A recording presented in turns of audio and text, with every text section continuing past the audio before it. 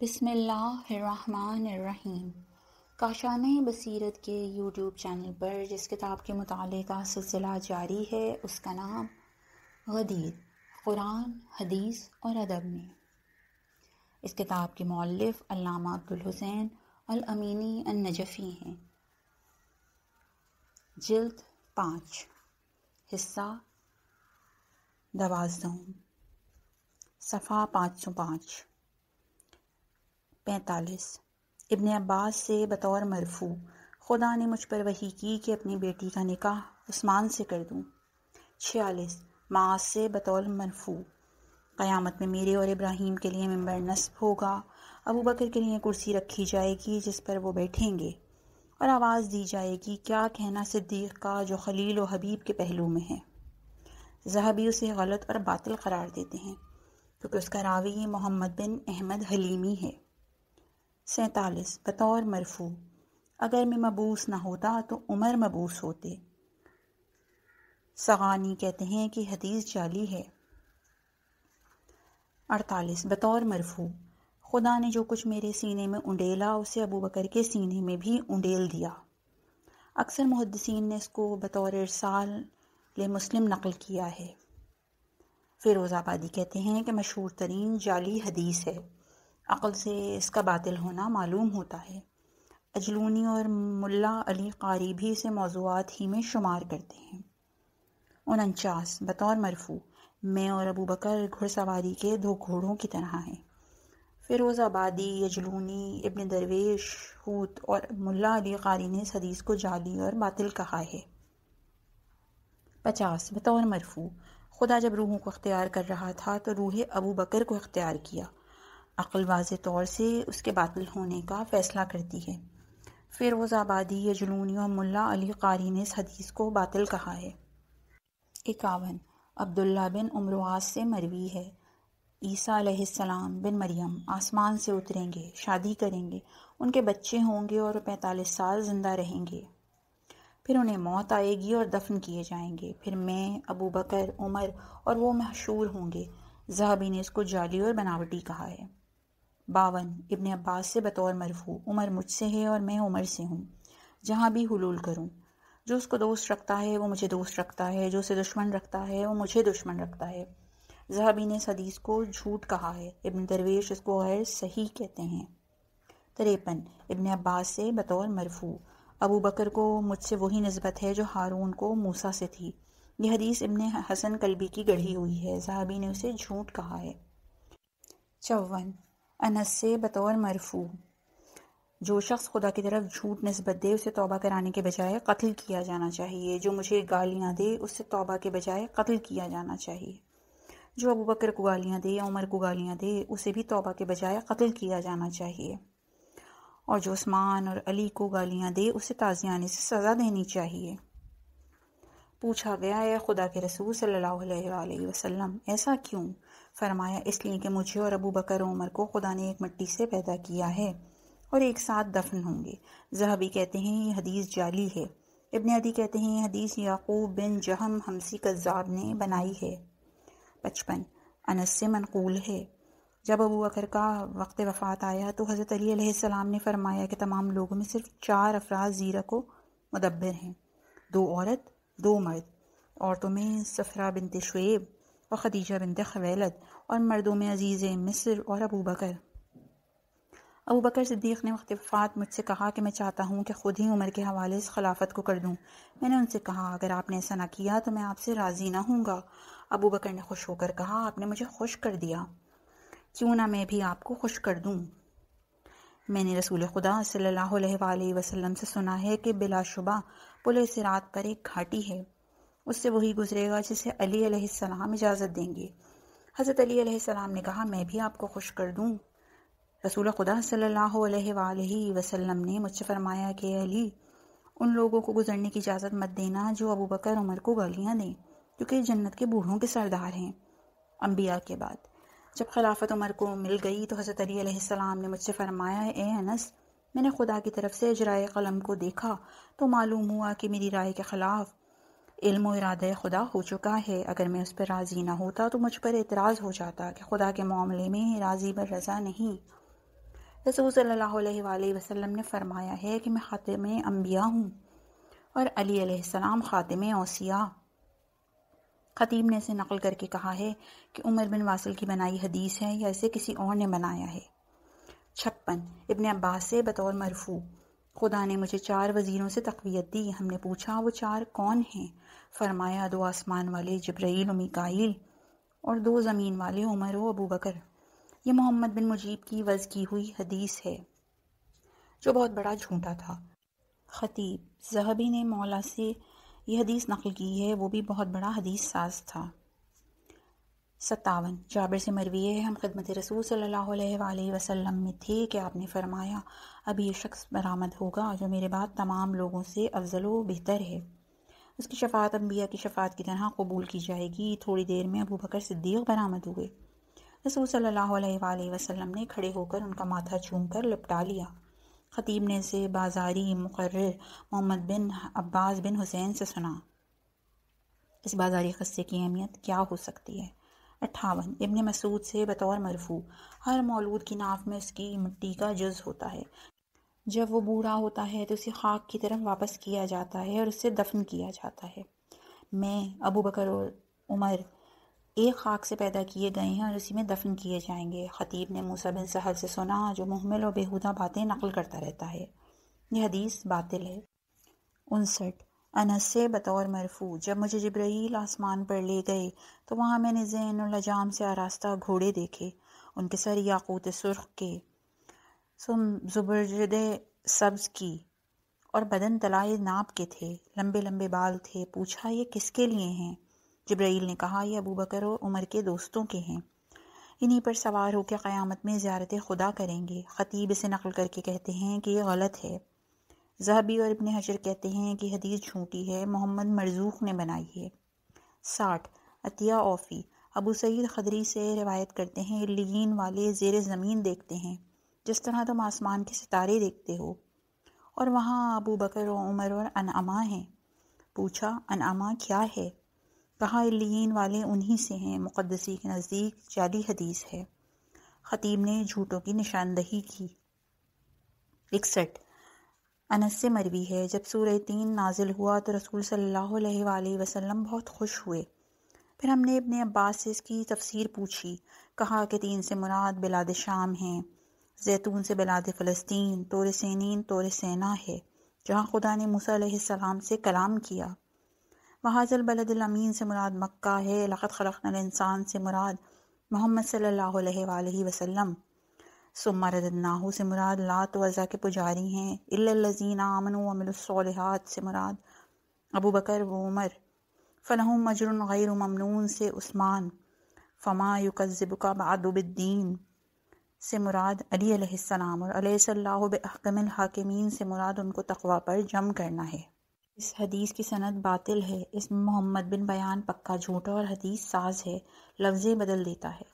62 عبداللہ بن عمر سے مروی ہے ہم خدمت رسول صلی اللہ علیہ وآلہ وسلم میں تھے اور ابو بکر بھی تھے، کاندھے پر ابا ڈالے ہوئے تھے، ابا سینے پر سے پھٹی ہوئی تھی، سوراخ نظر آ رہا تھا۔ اس درمیان جبرائیل نازل ہوئے اور کہا ابو بکر ایسا کپڑا کیوں پہنے ہوئے ہیں؟ رسول صلی اللہ علیہ وآلہ وسلم نے فرمایا فتح مکہ سے پہلے سارا مال میرے اوپر خرچ کر دیا۔ جبرائیل نے کہا انہیں خدا کا سلام پہنچا کر خبر دے دیجئے۔ رسول صلی اللہ علیہ وآلہ وسلم خدا کا سلام پہنچاتے ہیں اور کہتے ہیں کہ تم خدا سے اس فقر پر راضی ہو یا نہیں؟ ابو بکر نے کہا کیا میں خدا سے ناراض ہو سکتا ہوں؟ خطیب نے محمد بن بابشاز سے روایت کی ہے کہ جو عجیب و غریب مطالب نقل کیا کرتا ہے، ذہبی نے اس حدیث کو دروغ کہا ہے۔ 63 ابو ہریرہ سے مروی ہے جب رسول خدا صلی اللہ علیہ وآلہ وسلم مدینے میں متعین ہو گئے تو شادی کی خواہش کی، مسلمانوں سے کہا مجھے عورت دو۔ جبرائیل ایک پارچہ بہشت میں جس کا طول 2 ہاتھ اور عرض 1 بالش تھا ایک تصویر لا کر تھما دی کہ اس سے زیادہ خوبصورت دیکھی نہیں گئی تھی، اسے کھول کر فرمایا اے محمد صلی اللہ علیہ وآلہ وسلم، خدا فرماتا ہے کہ اس عورت سے شادی کرو۔ فرمایا یہ عورت کہاں سے لاؤں؟ کہا کہ ابو بکر کی بیٹی سے ازدواج کرو۔ رسول صلی اللہ علیہ وآلہ وسلم خانہ ابو بکر پر پہنچے، کنڈی کھٹکھٹائی، ابو بکر سے کہا کہ میں خدا سے تمہارا داماد بننا چاہتا ہوں۔ ابو بکر کے پاس 3 بیٹیاں تھیں، تینوں کو لا کر حاضر کر دیا۔ رسول صلی اللہ علیہ وآلہ وسلم نے فرمایا کہ خدا نے مجھے عائشہ سے شادی کرنے کا حکم دیا ہے۔ خطیب نے سے محمد بن حسن زیاد سے نقل کیا ہے جو ایسی سند سناتا ہے کہ جس میں سبھی رجال معتبر ہوتے ہیں، حالانکہ وہ بہت بڑا حدیث ساز تھا۔ ذہبی نے اس کو محمد بن حسن کی جھوٹی حدیث کہا ہے۔ 64 بطور مرفوع رسول خدا صلی اللہ علیہ وآلہ وسلم کا ارشاد ہے، اسلام میں ابو بکر و عمر کی حیثیت کان اور آنکھ کی ہے۔ مقدسین نے نشاندہی کی ہے کہ حدیث ولید بن فضل کی گڑھی ہوئی ہے۔ 65 رسول خدا صلی اللہ علیہ وآلہ وسلم نے ابو بکر و عمر کے شانے پکڑے اور کہا تم دونوں میرے وزیر ہو، یہ زکریا بن درید کی گڑھی ہوئی ہے۔ 66 بطور مرفوع رسول خدا صلی اللہ علیہ وآلہ وسلم سے مروی ہے، میں اور تم دونوں ابو بکر و عمر بہشت میں گھومے پھریں گے، یہ بھی زکریا بن درید کی گڑھی ہوئی ہے۔ 67 ابو ہریرہ سے بطور مرفوع جبرائیل خدا کی طرف سے مجھے خبر دے رہے ہیں کہ ابو بکر و عمر کو صرف مومن ہی دوست رکھے گا اور صرف منافق ہی دشمن رکھے گا۔ 68 دختر رسول صلی اللہ علیہ وآلہ وسلم رقیہ کی کنیز ام عیاش سے مروی ہے، ام کلثوم کی شادی عثمان سے میں نے حکم خدا سے کی۔ خطیب نے احمد بن محمد مفلس کذاب سے لی ہے، اس نے عبد الکریم بن روح سے جو مجہول و گمنام ہے، اس کا باب انبا بھی گمنام ہے اور متروک الحدیث ہے۔ ذہبی تعجب ہے کہ خود خطیب چپ ہیں۔ 69 عبداللہ بن عمر سے بطور مرفوع خواب میں دودھ سے بھرا پیالہ دیا گیا، میں پی کر سیر ہو گیا لیکن پیالے میں دودھ باقی تھا، بچا ہوا دودھ عمر کو دیا، انہوں نے بھی پیا۔ اس خواب کی تعبیر علم سے کی گئی ہے، جب آپ علم سے سیر ہو گئے تو عمر کو دیا گیا۔ رسول صلی اللہ علیہ وآلہ وسلم نے فرمایا صحیح ہے۔ یہ حدیث عبد الرحمن ادوی کی گڑھی ہوئی ہے جو عمر بن خطاب کی نسل سے تھا۔ 70 جعفر بن محمد سے بطور مرفوع شب معراج عرش پر لکھا دیکھا کوئی خدا نہیں خدا کے سوا، محمد صلی اللہ علیہ وآلہ وسلم خدا کے رسول، ابو بکر صدیق، عمر فاروق اور عثمان ذو النورین و کشتہ ستم ہیں۔ خطیم نے سے عبد الرحمن بن عفان اور محمد بن مجیب سائق سے لیا ہے، دونوں ہی پکے جھوٹے ہیں۔ 71 حذیفہ سے مروی ہے، رسول خدا صلی اللہ علیہ وآلہ وسلم نے نماز صبح ہمارے ساتھ ادا کی، فارغ ہو کر فرمایا ابو بکر صدیق کہاں ہیں؟ آخری صف سے ابو بکر نے جواب دیا لبیک لبیک ہے خدا کے رسول صلی اللہ علیہ وآلہ وسلم۔ رسول صلی اللہ علیہ وآلہ وسلم نے فرمایا انہیں راستہ دو، قریب آؤ، میرے پاس آؤ۔ پوچھا کیا تم پہلی تکبیر میں شامل ہوئے تھے؟ جواب دیا آپ کے ساتھ پہلی صف میں تھا۔ آپ نے تکبیر کہی تو مجھے اپنی طہارت میں شک ہوا، آپ قرائت شروع کر چکے تھے تو میں مسجد سے نکلنا چاہتا تھا، ناگہاں ہاتف نے آواز دی اپنے پیچھے دیکھو، ایک سونے کا تش ٹھنڈے میٹھے پانی سے بھرا ہوا دیکھا، سبز رومال سے ڈھکا ہوا تھا، اسی پر لکھا تھا لا الہ الا اللہ محمد الرسول و ابو بکر صدیق۔ میں نے اس سے وضو کر کے رومال سے پوچھا اور آپ رکوع میں تھے تو شریک ہو گیا اور نماز ختم کی۔ رسول صلی اللہ علیہ وآلہ وسلم نے فرمایا بشارت ہو، تمہیں جبرائیل نے وضو کرایا، رومال لیے ہوئے میکائیل تھے اور اسرافیل میرا زانو پکڑے ہوئے تھے کہ تم نماز میں شامل ہو جاؤ۔ یہ حدیث اسی کذاب نے گڑھی ہے جس کا نام محمد بن زیاد ہے، سیوطی کہتے ہیں ممکن ہے یہ دوسرے نے گڑھی ہو۔ 72 ابن عباس سے بطور مرفوع بزم رسول صلی اللہ علیہ وآلہ وسلم میں تذکرہ ابو بکر چھڑ گیا، فرمایا کون ہے مثل ابو بکر؟ جب لوگوں نے میری تکذیب کی انہوں نے میری تصدیق کی اور مجھ پر ایمان لائے، مجھے بیٹی دی، دولت خرچ کی، سخت جنگوں میں میرے ساتھ جنگ کی، نتیجے میں وہ حشر میں ناقہ جنت پر سوار ہوں گے جس کے ہاتھ مشک و عنبر کے، پاؤں زمرد سبز کے، مہار موتیوں کی ہوگی، چہرے پر سندس و استبرق کے ہلے ہوں گے، میں ان کی طرح وہ میری طرح ہوں گے، لوگ دیکھ کر کہیں گے یہ خدا کے رسول محمد صلی اللہ علیہ وآلہ وسلم ہے اور یہ ابو بکر صدیق۔ یہ روایت اسحاق بن بشیر بن مقاتل کی ہے جو بڑا مکار اور جھوٹا تھا، حدیثیں گڑتا تھا۔ 73 آسمان سے کچھ درہم نازل ہوئے جس میں لکھا ہوا تھا ضرب الرحمن مال عثمان بن عفان، یہ سکہ خدا نے عثمان کے لیے ڈھالا ہے۔ ابن درویش نے اس کو جھوٹ اور واہیات کہا ہے۔ 74 بطور مرفوع میرے بعد عمر و ابو بکر کی پیروی کرو، ابن درویش اور ابن حزم نے اس کو جھوٹی حدیث کہا ہے۔ اسی مفہوم کی ایک صحیح حدیث ترمذی میں ہے کہ میرے بعد عمار کی پیروی کرو، ابن مسعود کے عہد سے وابستہ رہو، یہ اسمی کہتے ہیں کہ اس کی سند محمل ہے۔ 75 بطور مرفوع، میں شہر علم ہوں، اس کا دروازہ علی علیہ السلام، اس کی اساس ابو بکر اور اس کی دیوار عمر ہے۔ ابن درویش کہتے ہیں کہ کسی علمی کتاب میں اس حدیث کا درج ہونا مناسب نہیں۔ ابن حجر نے فتاوی حدیث میں اس کو ضعیف کہا ہے۔ 76 بطور مرفوع، جب جبرائیل حضرت سے جدا ہوتے تو ابو بکر آپ کی خدمت میں حاضر رہتے تاکہ مانوس رہیں۔ ابن درویش کے نزدیک یہ حدیث باطل اور جھوٹ ہے۔ 77 انس سے بطور مرفوع، جنت کے بوڑھوں کے سردار ابو بکر و عمر ہیں، اور ابو بکر جنت میں اسی طرح ہیں جس طرح آسمان میں ثریا۔ یہ حدیث یحییٰ بن انبسا نے گڑھی ہے۔ وہ دجال بہت بڑا حدیث ساز تھا۔ ایک سلسلہ ابن مریم سے ہے، وہ بھی دجال و حدیث ساز تھا۔ اسی کو بشار بن موسیٰ اور یونس بن ابی اسحاق کے طریق سے نقل کیا گیا ہے، جن کو ابن معین، بخاری، نسائی، احمد اور ابو حاتم وغیرہ نے کذاب و دجال کہا ہے۔ 78 جابر سے مروی ہے، ابو بکر و عمر کو مومن دشمن نہیں رکھ سکتا اور منافق دوست نہیں رکھ سکتا۔ مولا بن ہلال تہان نے یہ حدیث گڑھی ہے۔ احمد کہتے ہیں کہ اس کی تمام احادیث موضوع ہوتی ہیں، ذہبی اس حدیث کو غیر صحیح کہتے ہیں۔ ایک عبد الرحمن بن مالک سے طریق سے ہے، وہ بھی دجال و حدیث ساز تھا۔ 79 سعد سے مروی ہے، رسول صلی اللہ علیہ وآلہ وسلم نے معاویہ سے کہا کہ حشر میں تم یوں محشور ہوگے کہ اللہ نور سے آراستہ ہوگے، جس کا ظاہر رحمت اور باطن رضا ہوگا، اس کے ذریعے تم لوگوں میں فخر کرو گے چونکہ تم کاتب وحی ہو۔ ذہبی نے اس کو باطل اور جھوٹ کہا ہے۔ 80 عائشہ کا بیان ہے، ایک رات رسول خدا صلی اللہ علیہ وآلہ وسلم کی میرے یہاں باری تھی۔ جب ہم سونے لگے تو آسمان کی طرف دیکھا، بے شمار ستارے تھے۔ میں نے کہا، اے خدا کے رسول صلی اللہ علیہ وآلہ وسلم، دنیا میں کوئی ایسا ہے جس کے حسنات ستاروں کے برابر ہوں؟ فرمایا ہاں۔ پوچھا کس کے؟ فرمایا عمر، ان کے حسنات تمہارے باپ کی طرح ہیں۔ خطیب اور ذہبی نے سے بریہ بن محمد کی گھڑی ہوئی حدیث بتایا ہے، جو بہت بڑا کذاب تھا۔ 81 جابر سے مروی ہے، ایک جنازہ لایا گیا جس کی نماز رسول صلی اللہ علیہ وآلہ وسلم نے نہیں پڑھی اور فرمایا چونکہ عثمان کو دشمن رکھتا تھا اس لیے خدا بھی اس کا دشمن ہے۔ یہ حدیث محمد بن زیاد جزری کی بنائی ہوئی ہے، ذہبی سے عمر بن موسیٰ میسمی کذاب کی گھڑی ہوئی بتاتے ہیں۔ 82 رسول خدا صلی اللہ علیہ وآلہ وسلم نے فرمایا، میں نے عرش کی شادابی پر لکھا دیکھا، محمد صلی اللہ علیہ وآلہ وسلم رسول اللہ ہیں اور ابو بکر صدیق ہیں۔ ذہبی سے سر بن عاصم کی مصیبت بتاتے ہیں۔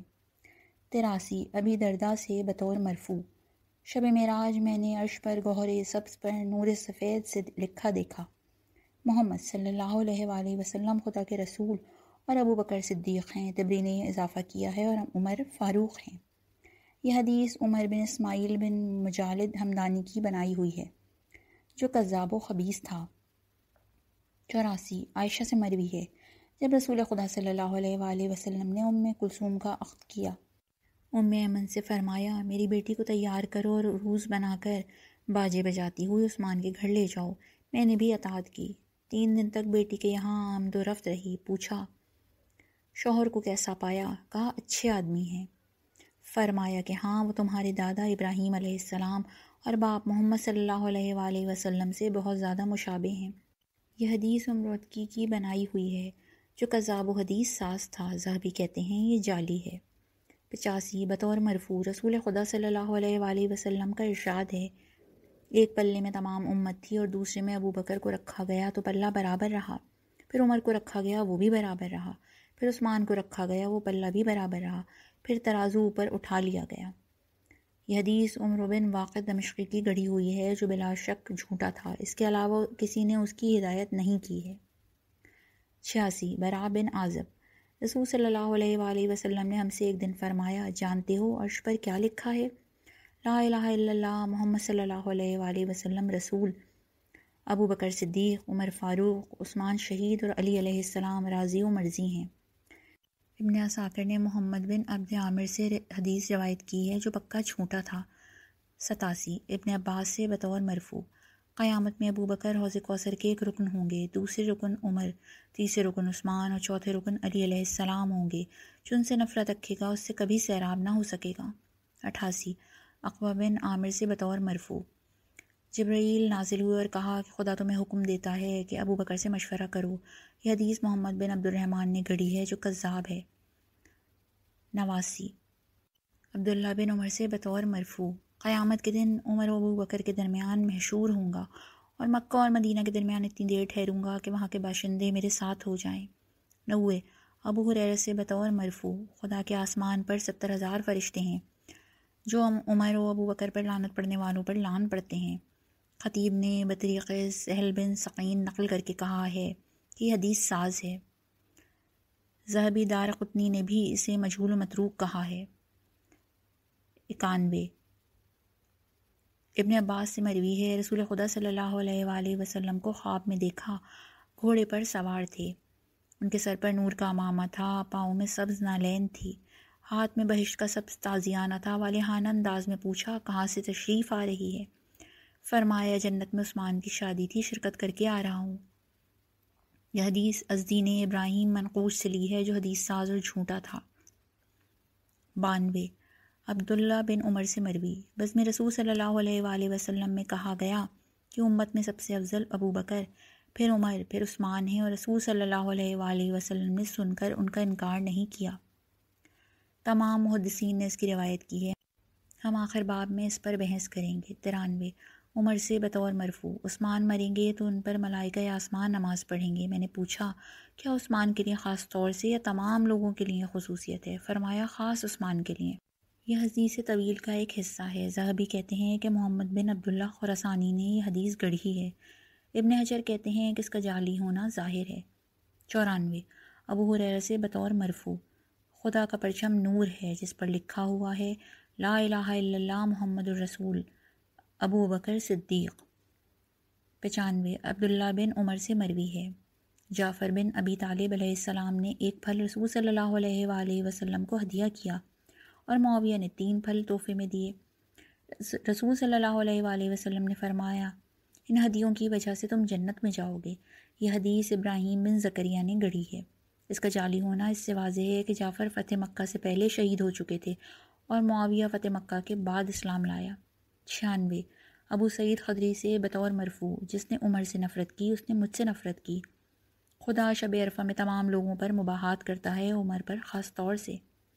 ذہبی کے نزدیک یہ حدیث باطل ہے کیونکہ حسن بصری کا خادم سعد معلوم نہیں کون ہے. 97 انس سے بطور مرفوع: شب معراج میں نے جبرائیل سے پوچھا کیا میری امت سے حساب لیا جائے گا؟ کہا سب سے حساب لیا جائے گا سوائے ابو بکر کے. قیامت میں ان سے کہا جائے گا اے ابو بکر جنت میں داخل ہو جاؤ. وہ کہیں گے میں اس وقت تک جنت میں نہیں جاؤں گا جب تک مجھے دوست رکھنے والے بھی جنت میں نہ جائیں. تاریخ خطیب اور میزان ذہبی میں اس کی تکذیب کی گئی ہے. یہ مناقب خلفاء میں چند احادیث ہیں جنہیں ابالہ و دجاجلہ نے گڑھا ہے اور یہ صحاح و مسانید سے الگ ہیں. ان میں تو اور بھی جعلی و فریب کا تومار ہے. اکثر کا سلسلہ حضرت علی علیہ السلام تک منتہا ہوتا ہے. عامر بن شراجیلی کہتے ہیں کہ اکثر حدیثیں حضرت علی علیہ السلام کے نام سے گڑھی گئی ہیں. فیروز آبادی کہتے ہیں کہ ابو بکر کی مد میں بہت زیادہ حدیثیں وضع کی گئی ہیں. وہ یہ بھی کہتے ہیں کہ فضائل معاویہ میں ایک بھی صحیح حدیث نہیں ہے. ابن تیمیہ منہاج السنہ میں کہتے ہیں کہ گرون فضائل معاویہ میں حدیث رسول صلی اللہ علیہ وآلہ وسلم گڑھی ہیں، وہ تمام کی تمام جھوٹی ہیں. اسی طرح بہت سے صحابہ کے نام فضیلت کی حدیثیں گڑھی گئیں. کچھ معلوم افراد کے نام سے بھی گڑھی گئی ہیں، مثلاً وہب اور غیلان کے نام سے. حدیث رسول صلی اللہ علیہ وآلہ وسلم میں میری امت میں وہب نامی شخص ہوگا جسے حکمت خداوندی عطا کی گئی ہوگی. ایک غیلان نام کا شخص ہوگا جو ابلیس سے بدتر ہوگا. ایک حدیث ہے آخری زمانے میں محمد بن اکرام نامی ہوگا جو میری سنت زندہ کرے گا. اس طرح جھوٹی حدیثوں کے دفتر تیار ہو سکتے ہیں. یہاں صرف بنام جبرائیل وضع کی گئی 100 حدیثوں کا بعض نمونہ پیش کیا جاتا ہے. 1 میری امت میں 70,000 افراد بے حساب جنت میں جائیں گے. 2 اس قبرستان بقیع سے 70,000 مردے اٹھائے جائیں گے اور بے حساب جنت میں جائیں گے. 3 میری امت کے 70,000 افراد کا کوئی حساب و کتاب نہ ہوگا، جنت میں جائیں گے. 4 خدا نے مجھ سے وعدہ کیا ہے کہ میری امت سے 70,000 افراد کو بے حساب جنت میں داخل کرے گا. 5 خدا حمس کے 90,000 افراد کو بے حساب جنت میں داخل کرے گا. 6 میرے بعض اصحاب کی نسل سے عورت و مرد بے حساب جنت میں جائیں گے۔ 7 تم میں سے 50,000 یا 70,000 کو دیکھ رہا ہوں کہ بے حساب جنت میں جا رہے ہیں۔ 8 خدا کس قدر بزرگ و برتر ہے کہ ہر 70,000 کے ساتھ 70,000 بغیر حساب جنت میں جائیں گے۔ 9 مجھے عطا کیا گیا ہے کہ 70,000 کو بے حساب جنت میں داخل کیا جائے گا۔ اس پر اضافہ کیا گیا ہے کہ ہر ایک پر 70,000 ساتھ جائیں گے۔ 10 حدیث معراج میں ہے حاملان قرآن سے حساب کتاب نہ ہوگا۔ 11 پہلی کھیپ میں میری امت سے 70,000 جنت میں جائیں گے۔ 12 حمص و زیتون کے درمیان سے 70,000 بغیر حساب محشور ہوں گے۔ 13 ہر حاجی عمرہ کرنے والا مر جائے تو بے حساب جنت میں جائے گا۔ 14 پشت کوفہ سے 70,000 بے حساب جنت میں جائیں گے۔ 15 اے محمد صلی اللہ علیہ وآلہ وسلم ان میں سے 70,000 بے حساب وارد بہشت ہوں گے۔ 16 خدا نے مجھے بشارت دی ہے کہ 70,000 اور ان کے ساتھ 70,000 بے حساب جنت میں جائیں گے۔ 17 حدیث عمیر بطور مرفوع خدا نے مجھے وعدہ کیا ہے کہ 30,000 کو بے حساب جنت میں بھیجے گا۔ مزید سنیے، خجندی نے ابو امامہ سے روایت کی ہے، ابو بکر سے سنا کہ رسول صلی اللہ علیہ وآلہ وسلم نے فرمایا، سب سے پہلے میں اور تم حساب کے لیے پیش ہوں گے۔ پوچھا پھر کون؟ کہا عمر۔ کہا پھر کون؟ فرمایا علی علیہ السلام۔ پھر پوچھا عثمان؟ فرمایا کہ میں نے خدا سے دعا کی ہے کہ اس کا حساب میری وجہ سے بخش دے، خدا نے بخش دیا۔ فمن ازلم ممن افترى علی اللہ کذبا لیضل الناس بغیر علم، سورہ انعام آیت 144۔ خلافت کے بارے میں جعلی احادیث، ارباب حدیث نے سب سے زیادہ موضوع خلافتی کو نشانہ بنایا ہے۔ جھوٹی حدیثیں گھڑی گئیں اور حق پوشی کے لیے انہیں کتابوں میں بھر دیا گیا، حالانکہ تمام فرقے ان حدیث کے مفہوم سے اختلاف رکھتے ہیں۔ ان حدیثوں کو ماننے کا مطلب ہے کہ تمام امت غلطی پر ہے، جبکہ انہی کے عقیدے کے مطابق امت غلطی پر اجماع نہیں کر سکتی، کیونکہ امت یا تو نص علی علیہ السلام کا عقیدہ رکھتی ہے یا خلافت کو انتخاب اور عدم نص کے مطابق سمجھتی ہے۔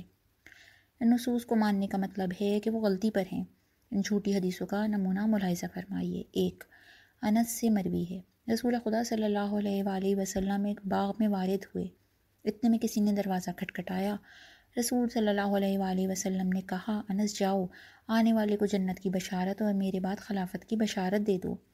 انس گئے تو دیکھا کہ ابو بکر ہیں، انہیں جنت کی اور خلافت کی بشارت دی۔ تھوڑی دیر بعد کنڈی کھٹکھٹائی گئی، رسول صلی اللہ علیہ وآلہ وسلم نے فرمایا، جا کر جنت و خلافت کی بشارت دے دو۔ جا کر دیکھا تو عمر تھے، انہیں جنت و خلافت کی بشارت دی۔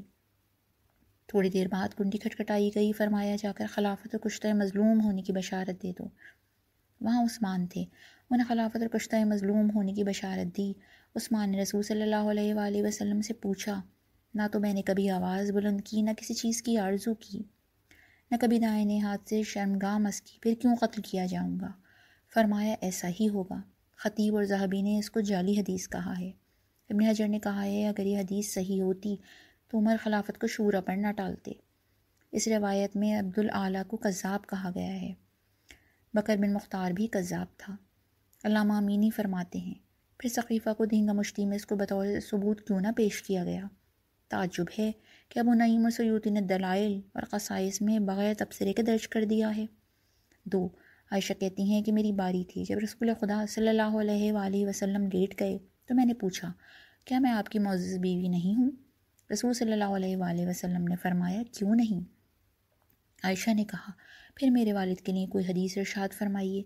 رسول صلی اللہ علیہ وآلہ وسلم نے فرمایا، جبرائیل نے مجھ سے کہا کہ جب خدا نے ارواح کو خلق کیا تو روح ابو بکر کو اختیار فرمایا، ان کی تخلیق جنت کی مٹی اور آب حیات سے ہوئی، ان کے لیے سفید موتی کا قصر ہوگا، خدا ان کا حسنہ ضائع نہ کرے گا اور گناہ کی باس پرس نہ کرے گا، اور میں نے اپنی ذات کی طرح ان کی بھی ضمانت لی ہے، وہ قبر میں میرے رفیق اور انیس ہوں گے، وہی میرے بعد میرے خلیفہ ہوں گے۔ اے عائشہ، جبرائیل و میکائیل نے اسی بنیاد پر ان کی بیعت کی ہے اور ان کی خلافت کو زیر عرش سفید پرچم کے ساتھ استوار کیا ہے۔ پھر خدا نے فرشتوں سے پوچھا، کیا جس بندے سے میں راضی ہوں تم راضی ہو؟ یہ فخر تمہارے باپ کے لیے کافی ہے۔ خطیب کہتے ہیں کہ اس کے تمام راوی معتبر ہیں، صرف شیخ قطان کا نام درمیان میں گڑ لیا گیا ہے، اور ابن ابل شاذ جھوٹی حدیثیں کرتا تھا۔ ذہبی نے اس حدیث کو جھوٹ کہا ہے۔ اجلونی اور فیروز آبادی نے مشہور ترین جعلی حدیث کہا ہے۔ اس کا باطل ہونا بالکل واضح ہے، سیوطی بھی اسے جعلی کہتے ہیں۔ 3 عائشہ کا بیان ہے کہ مسجد رسول صلی اللہ علیہ وآلہ وسلم کی پہلی اینٹ رسول صلی اللہ علیہ وآلہ وسلم نے رکھی، پھر ابو بکر، عمر اور عثمان نے رکھی۔ میں نے کہا یا رسول اللہ صلی اللہ علیہ وآلہ وسلم، آپ دیکھتے نہیں کہ یہ لوگ کس طرح محنت کر رہے ہیں؟ فرمایا یہ میرے بعد خلفاء ہوں گے۔ حاکم کہتے ہیں کہ اس کا راوی محمد بن فضل واہیات ہے۔ ذہبی کہتے ہیں کہ صحیح نہیں، کیونکہ عائشہ تو اس وقت تک زوجیت میں نہیں آئی تھیں، یہ بہت کم سن تھیں۔ افسوس ہے کہ حاکم نے اس حدیث کو صحیح کہا ہے۔ 4 عبداللہ بن عمر سے مروی ہے، رسول خدا صلی اللہ علیہ وآلہ وسلم نے فرمایا، اے بلال لوگوں میں اعلان کر دو کہ میرے بعد خلیفہ ابو بکر ہیں۔ اے بلال لوگوں میں اعلان کر دو کہ ابو بکر کے بعد عمر خلیفہ ہوں گے، اور اعلان کر دو کہ عمر کے بعد عثمان خلیفہ ہوں گے۔ اس روایت کو ابو نعیم و خطیب نے بغیر تبصرے کے نقل کیا ہے۔ ذہبی نے اسے موضوع کہا ہے، اس کی سند کی ایک فرد سعید کو جھوٹا کہا ہے۔ اس اعلان کو لوگوں نے سنا کیوں نہیں؟ کیا تمام امت محمدی صلی اللہ علیہ وآلہ وسلم کے کان بہرے ہو گئے تھے؟ 5 بطور مرفوع، ابو بکر میری امت پر میرے بعض زمام خلافت سے وابستہ ہیں۔ محمد بن عبد الرحمن کذاب نے اس روایت کو گڑھا ہے، وہ حدیث ساز بھی تھا۔ 6 زبیر بن عوام سے مروی ہے کہ رسول صلی اللہ علیہ وآلہ وسلم نے فرمایا، میرے بعد خلیفہ ابو بکر ہیں، پھر عمر کے بعد اختلاف واقع ہوگا۔ راوی نے علی علیہ السلام سے اس خبر کی تصدیق چاہی۔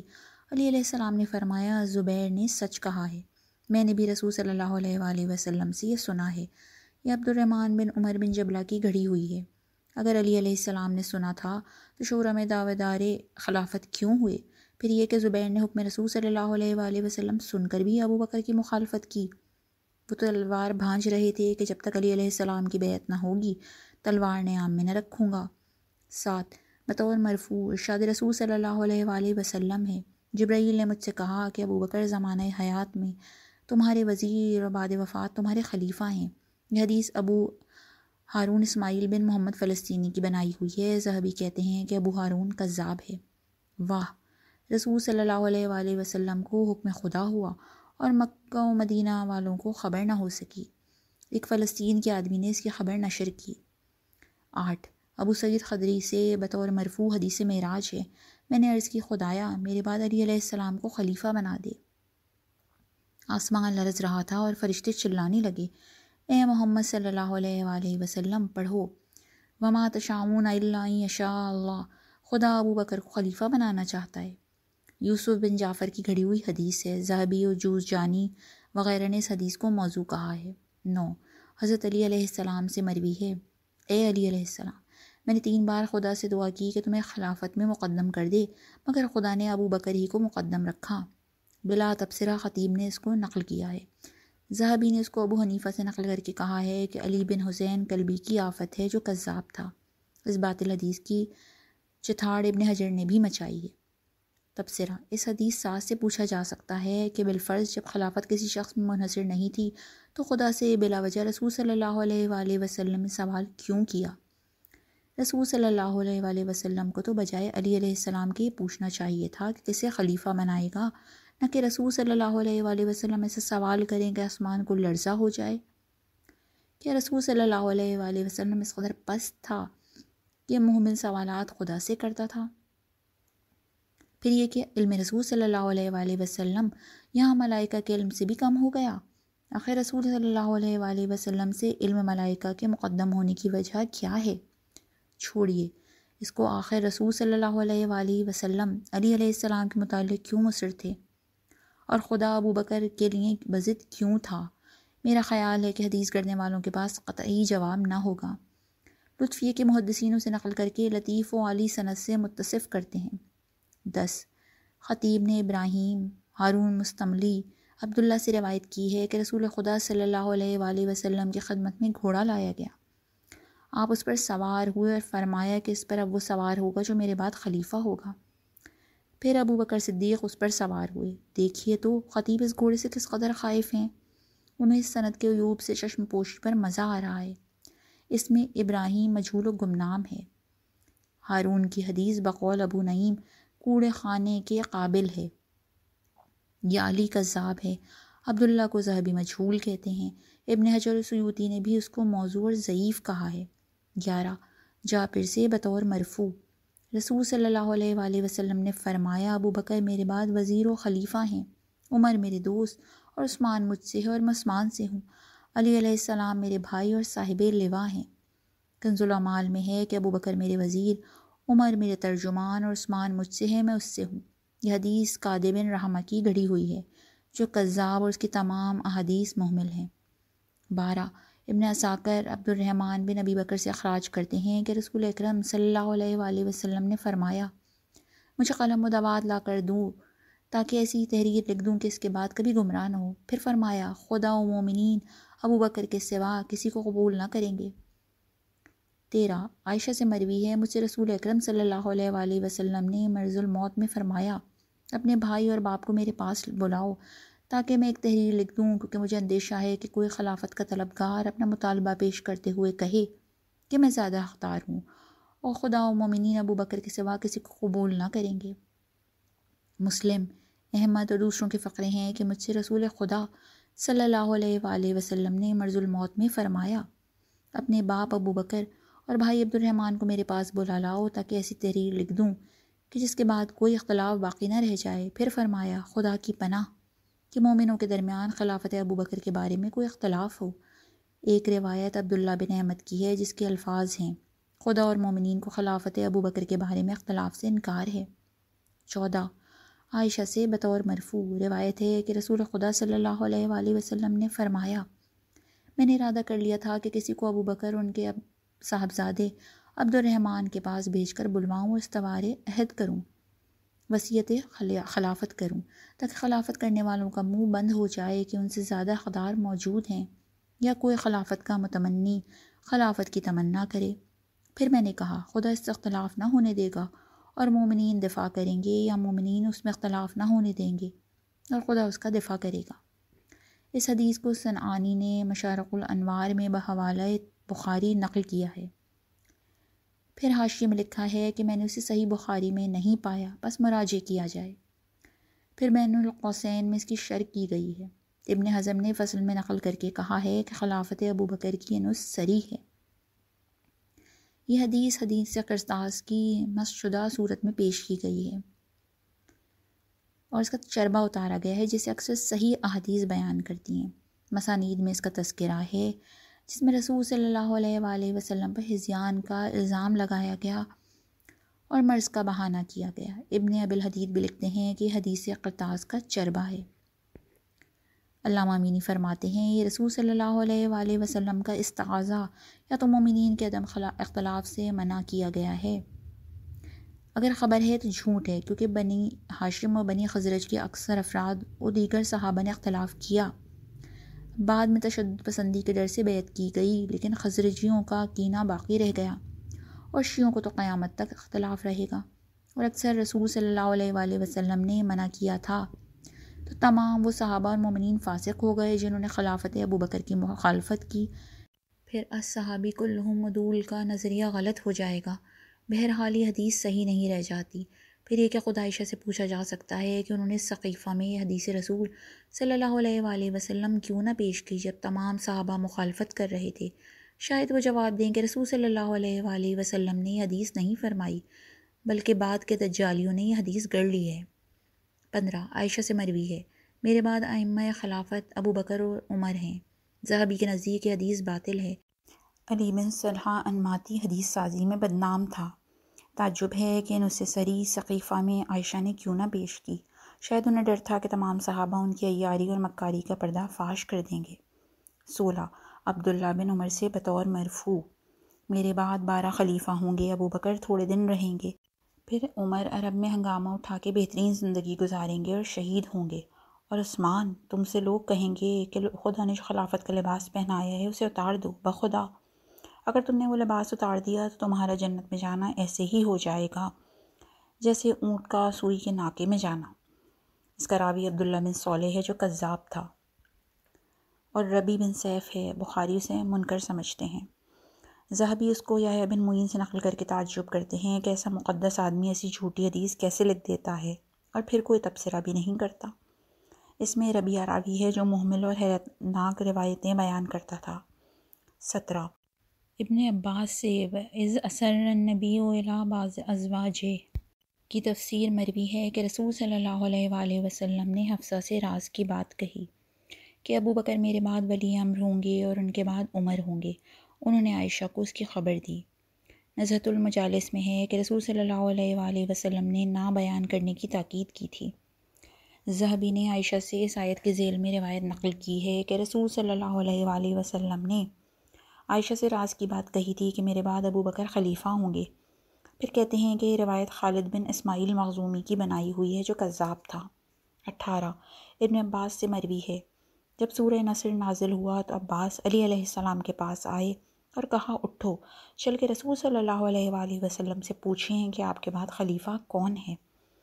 دونوں نے رسول صلی اللہ علیہ وآلہ وسلم سے پوچھا تو فرمایا، اے عباس، اے رسول صلی اللہ علیہ وآلہ وسلم کے چچا، بے شک خدا نے ابو بکر کو میرے بعد دین خدا اور وحی کا محافظ اور خلیفہ مقرر کیا ہے، اس لیے ان کی بات سن کر اطاعت کرو تاکہ فلاح پاؤ۔ عباس کہتے ہیں کہ لوگوں نے اطاعت کی اور فلاح پائی۔ ایک دوسری روایت کا فقرہ ہے، اے چچا، خدا نے ابو بکر کو اپنے دین اور وحی کے سلسلے میں میرا خلیفہ قرار دیا ہے، اس لیے ان کی اطاعت کرو تاکہ ہدایت پاؤ، ان کی پیروی کرو تاکہ راہ راست سے بہرہ مند ہو سکو۔ ابن عباس کا بیان ہے کہ لوگوں نے ایسا ہی کیا، اس لیے راہ راست سے بہرہ مند ہوئے۔ یہ روایت تاریخ خطیب میں بغیر کسی تنقید سند کے نقل ہے۔ ان کے سلسلہ سند میں عمر بن ابراہیم بن خالد ہے جو کذاب تھا۔ علاوہ اس کے سیوطی نے لکھا ہے کہ خطیب نے عمر کو کذاب کہا ہے، لیکن موجودہ تاریخ خطیب کے نسخے میں ناشروں نے بدعنتی کرتے ہوئے اس کے کذاب ہونے کی بات اڑا دی ہے۔ ذہبی نے میزان میں کہا ہے کہ یہ حدیث صحیح نہیں۔ علامہ امینی فرماتے ہیں، افسوسناک بات یہ ہے کہ عباس نے نص رسول صلی اللہ علیہ وآلہ وسلم سے سنی اور ابن عباس نے خلافت شیخین کو قرآن میں بھی تلاش کر لیا اور قسم کھا کھا کے لوگوں سے بیان کیا، لیکن دونوں نے خلافت شیخین کی مخالفت کی۔ انہوں نے بیعت ابو بکر سے انکار کیوں کیا؟ پھر یہ کہ عباس نے علی علیہ السلام کو رسول صلی اللہ علیہ وآلہ وسلم کے پاس چلنے کو کہا، اور علی علیہ السلام نے کہا بھی کہ میں نے رسول صلی اللہ علیہ وآلہ وسلم سے پوچھا تھا، انہوں نے ابو بکر کی خلافت کا اعلان کیا ہے۔ لیکن پھر علی علیہ السلام نے بعد رسول صلی اللہ علیہ وآلہ وسلم بیعت کیوں نہ کی؟ علی علیہ السلام تو فرماتے ہیں کہ میرے سوا اس کا کوئی حقدار نہیں۔ طبقات ابن سعد کی روایت ہے کہ عباس نے کہا، اے علی علیہ السلام، اٹھو تاکہ ہمارے ساتھ جو لوگ موجود ہیں تمہاری بیعت کریں اور ہمارے گھر والے بھی بیعت کر لیں، کیونکہ یہ معاملہ ابھی ہمارے اختیار میں ہے۔ علی علیہ السلام نے فرمایا، کیا میرے علاوہ بھی کوئی اس کی طمع کرتا ہے؟ عباس نے کہا، بخدا میرا گمان ہے کہ ایسا ہوگا۔ 19 ابو ہریرہ سے مروی ہے، ایک دن جبرائیل رسول خدا صلی اللہ علیہ وآلہ وسلم کی خدمت میں تھے۔ ابو بکر ان کے پاس سے گزرے تو رسول خدا صلی اللہ علیہ وآلہ وسلم نے فرمایا، یہ ابو بکر ہیں، انہیں پہچانتے ہو؟ جبرائیل نے کہا، ہاں، وہ آسمان میں زمین سے زیادہ مشہور ہے، فرشتے انہیں حلیم قریش کے نام سے جانتے ہیں، کہ آپ کی زندگی میں آپ کے وزیر اور بعد موت آپ کے خلیفہ ہوں گے۔ ابن حبان نے سے بطریق اسماعیل بن محمد یوسف نقل کیا ہے اور کہا ہے کہ وہ حدیث چور تھا، اس کی حدیثوں سے احتجاج کرنا صحیح نہیں۔ ابن طاہر کہتے ہیں وہ کذاب تھا۔ ابو العباس یشکری اور سیوطی اس کو کذاب و دجال کہتے ہیں۔ یہاں اس حصے کا اختتام کرتے ہیں، اگلی بار یہیں سے ادامہ دیں گے۔ والسلام علیکم ورحمۃ اللہ وبرکاتہ۔